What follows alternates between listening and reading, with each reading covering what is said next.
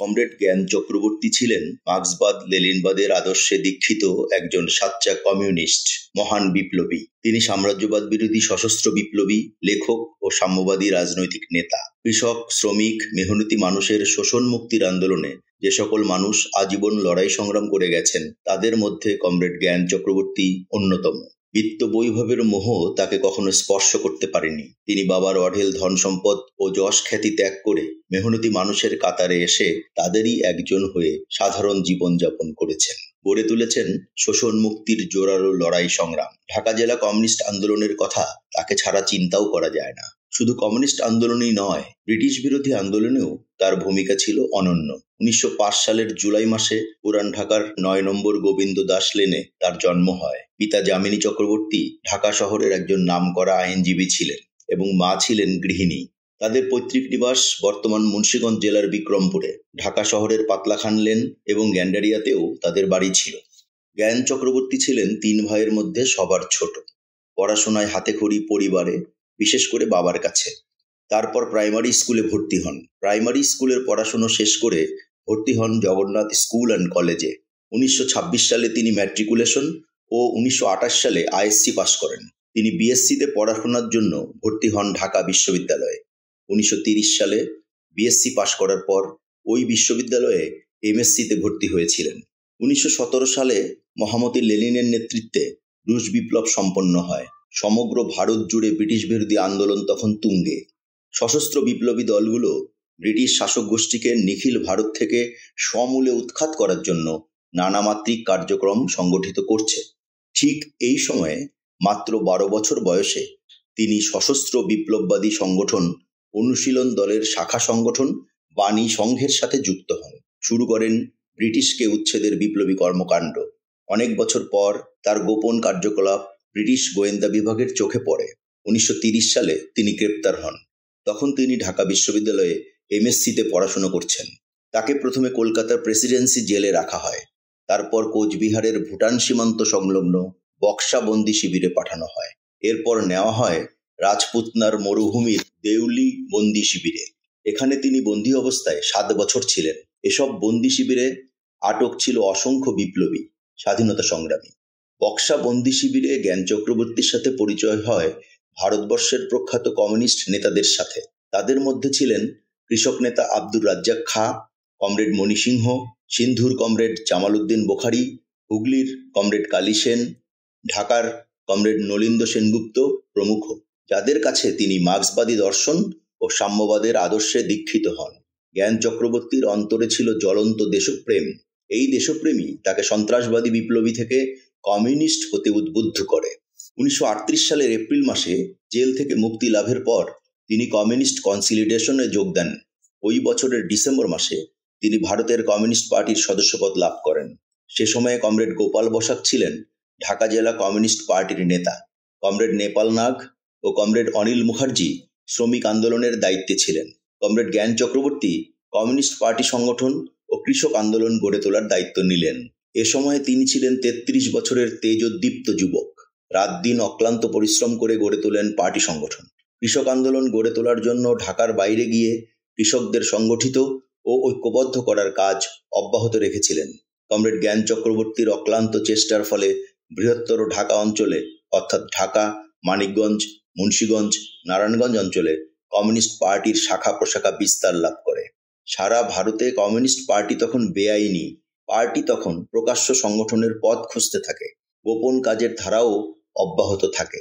তার প্রচেষ্টাতেই বিড়ি শ্রমিক ও মজদুর ইউনিয়ন সংগঠিত হয়। 1938 সালেই ঢাকা জেলা কমিউনিস্ট পার্টি গণসাহিত্য চক্র নামে একটি প্রকাশনী গড়ে তোলে। 1938-39 সালে এই প্রকাশনী থেকে মার্ক্সবাদী রাজনীতি ও অর্থনীতি বিষয়ে 10টি পুস্তিকা প্রকাশিত হয়। এর মধ্যে কমরেড রেবতী বর্মনের মার্ক্সীয় অর্থনীতি বিষয়ে পুস্তিকাটি উল্লেখযোগ্য। জ্ঞান চক্রবর্তী সে সময়ে কমরেড নেপাল নাগ ও কমরেড রনেন বসুর সাথে পুস্তক প্রকাশ ও প্রচারের দায়িত্ব নেন। সাম্রাজ্যবাদ বিরোধী পুস্তক গোপনে বা ছদ্মবেশে তিনি বিলি করতেন। 1936 সালে নিখিল ভারত প্রগতি লেখক ও শিল্পী সংঘ প্রতিষ্ঠিত হয়। 1940 সালের মাঝামাঝি কমরেড জ্ঞান চক্রবর্তী, রণেশ দাশগুপ্তের উদ্যোগে ঢাকার গ্যান্ডারিয়া হাই স্কুলে প্রগতি লেখক ও শিল্পী সংঘের প্রথম সম্মেলন অনুষ্ঠিত হয়। এ সম্মেলনে সম্পাদক নির্বাচিত হন তরুণ প্রতিভাবান লেখক ও ট্রেড ইউনিয়ন কর্মী শহীদ সোমেন চন্দ। কমরেড জ্ঞান চক্রবর্তী ছিলেন ঢাকার সাহিত্যিক ও শিল্পীদের সমন্বয়কারী। তিনিই মূলত লেখক সংঘের যাবতীয় কার্যাবলী পরিচালনা করতেন। 1943 সালে কমরেড জ্ঞান চক্রবর্তী কমিউনিস্ট পার্টির ঢাকা জেলা কমিটির সম্পাদক হন এবং মৃত্যুর আগ পর্যন্ত তিনি এই দায়িত্বে ছিলেন। সে সময় প্রগতিশীল তরুণ, ছাত্র, যুব, বুদ্ধিজীবী এবং উকিলদের ভেতর সাম্যবাদী আদর্শ ও চেতনা প্রসারে তার ভূমিকা ছিল। 1942 সালের কমিউনিস্ট পার্টি আইনসঙ্গত হওয়ার পর ঢাকা শহরের 15 নম্বর কোর্ট হাউস স্ট্রিটে ঢাকা জেলা পার্টি অফিস এবং কলতাবাজারের কারকুনবাড়ি লেনে একটি বাড়ি ভাড়া নিয়ে কমিউন গড়ে তোলা হয়। জ্ঞান চক্রবর্তী কমিউনে থেকে পার্টির কার্যক্রম পরিচালনা করতেন। 1943 সালের দুর্ভিক্ষে মানুষকে বাঁচাতে কমরেড জ্ঞান চক্রবর্তী অমানসিক পরিশ্রম করেন। সমস্ত ঢাকায় জনরক্ষা কমিটি করে লঙ্গরখানা চালু করেন। 1946, 1950 ও 1965 সালের ভয়াবহ সাম্প্রদায়িক দাঙ্গার সময়ে তিনি জীবন বাজি রেখে অসীম সাহসিকতার সাথে এই দাঙ্গা মোকাবেলা করেন। পাকিস্তান আমলের পুরোটা সময় কেটেছে তার জেলখানায় আর আত্মগোপনে। এ সময় তিনি 3 বার গ্রেপ্তার হন এবং 13 বছর আত্মগোপনে ছিলেন। 1952 সালে ভাষা আন্দোলনে তিনি গুরুত্বপূর্ণ ভূমিকা রাখেন। ভাষা আন্দোলনে ছাত্র নেতৃবৃন্দের পেছন থেকে তাদেরকে এই আন্দোলন সংগঠিতকরণে পথ দেখিয়েছেন। ভাষা সৈনিক আব্দুল মতিন, গাজীউল হক সহ প্রথম সারির নেতৃবৃন্দের কাছে তিনি ছিলেন অভিভাবকের মতো। এছাড়াও তিনি কমিউনিস্ট পার্টির মাধ্যমে ভাষা আন্দোলন প্রচারের জন্য গুরুত্বপূর্ণ ভূমিকা রাখেন। 1952 সালের 26 এপ্রিল প্রগতিশীল ছাত্র সংগঠন ছাত্র ইউনিয়ন প্রতিষ্ঠিত হয়। 1953 সালে ছাত্র ইউনিয়নের উদ্যোগে প্রথম যে 21 সংকলন বের হয় তার মূল প্রবন্ধ তিনি ছদ্মনামে লিখেছিলেন।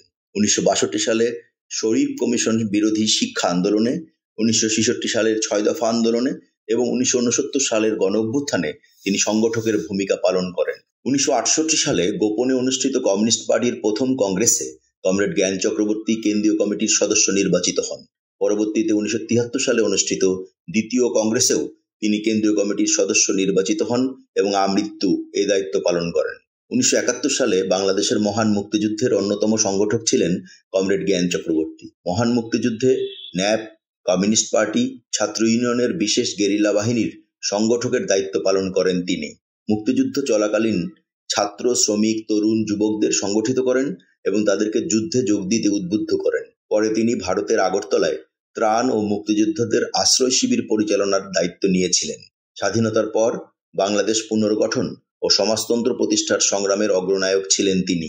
ঢাকা জেলার কমিউনিস্ট আন্দোলনের অতীত যুগ, কৃষক নেতা জিতেন ঘোষ ও অমর লেলিন তার সৃষ্ট রচনা। 1975 সালে বঙ্গবন্ধু শেখ মুজিবুর রহমানের হত্যার পর জেনারেল জিয়ার সামরিক শাসন জারি হলে আবার তিনি আত্মগোপন করেন। আজীবন সকলের সাথে কষ্ট স্বীকার করে দিন যাপন করেছেন। জীবনের 34 বছর আত্মগোপনে বা কারা অন্তরালে কাটিয়েছেন এই অকৃতদার বিপ্লবী। জীবনের প্রতিটি মুহূর্ত তিনি গরিব, দুঃখী, কৃষক, শ্রমিক ও মেহনতি মানুষের অধিকার আদায়ের জন্য ব্যয় করেছেন। তাদের মুক্তির জন্য লড়াই করেছেন। তিনি 1977 সালের 19 আগস্ট ঢাকার পিজি হাসপাতালে চিকিৎসাধীন অবস্থায় মৃত্যুবরণ করেন।